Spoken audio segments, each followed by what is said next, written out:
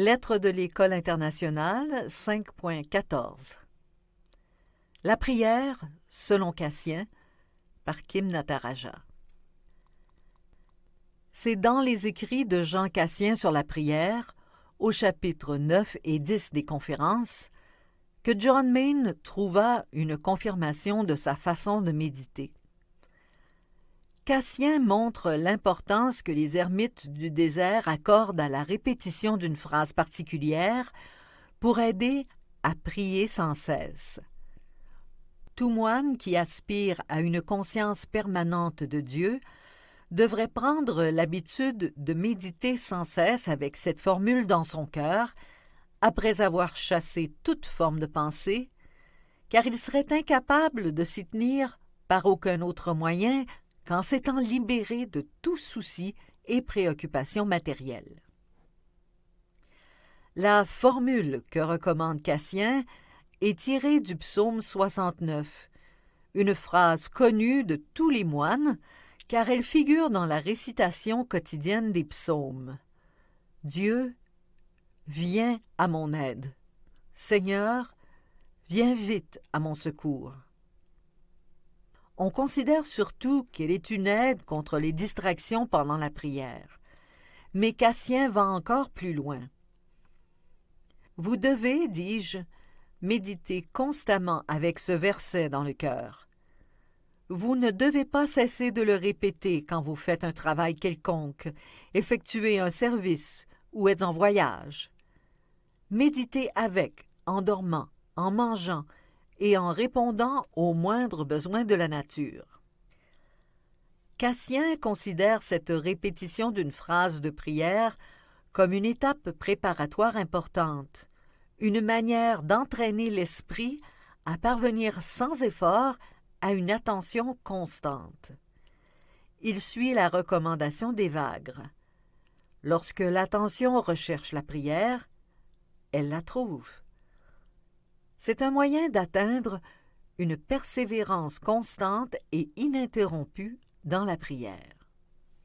C'est une arme contre les distractions de toutes sortes, les pensées vagabondes, les démons tels que la tristesse ou l'acédie, les sensations et les images. Cassien l'appelle une cuirasse impénétrable, un bouclier très puissant. Tout comme saint Antoine, il recommande de l'associer au travail comme étant la meilleure défense. Il prie sans cesse celui qui associe la prière aux tâches nécessaires et les tâches à la prière. Cassien considère que cette focalisation spécifique, tranquillité d'esprit immuable et continue, est essentielle à la prière pure. Il désigne Marie comme le meilleur exemple de ce qui est nécessaire dans la prière, à savoir la qualité de fixer le cœur et l'esprit sur Dieu dans une attention unique et aimante. Il présente en outre cette prière comme un moyen de parvenir à la pauvreté en esprit, sachant combien nous avons besoin de Dieu.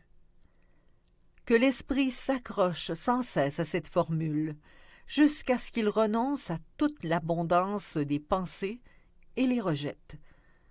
Ainsi contraint par la pauvreté de ce verset, il va très facilement parvenir à cette béatitude évangélique qui tient la première place parmi les autres béatitudes. Bienheureux les pauvres en esprit, car le royaume des cieux est à eux. Bien qu'il mette l'accent sur cette manière de prier, Jean Cassien explique dans la conférence 9 que tous les modes de prière, supplication, demande, intercession et action de grâce sont valables, utiles et nécessaires à un moment ou un autre.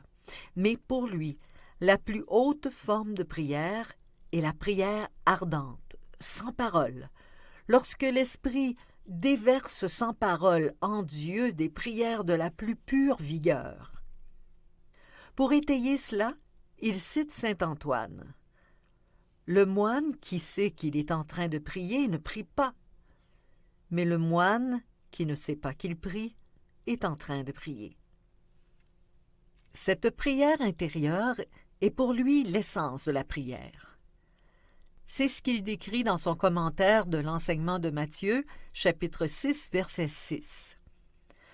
Nous prions dans notre chambre lorsque nous retirons entièrement de nos cœurs le brouhaha de toutes les pensées et préoccupations, et que nous adressons nos prières au Seigneur dans le secret et l'intimité, pour ainsi dire. Nous prions avec la porte fermée lorsque, avec les lèvres closes et dans un silence total, nous prions celui qui cherche, non pas des voix, mais des cœurs. Bien que Cassien recommande dans la prière la répétition d'une phrase particulière, nous ne devons pas sous-estimer l'importance qu'il porte à l'écriture. Lui, comme les ermites du désert, en mémorisait des passages pour permettre à l'écriture de lui parler tout particulièrement. En nous efforçant, par une répétition constante, de mémoriser ces lectures, nous n'avons pas le temps de les comprendre car notre esprit est occupé. Mais par la suite, une fois libérés de l'attrait de tout ce que nous faisons et voyons, et en particulier lorsque nous méditons tranquillement pendant les heures d'obscurité, nous y repensons et les comprenons plus clairement. C'est la pure lectio divina.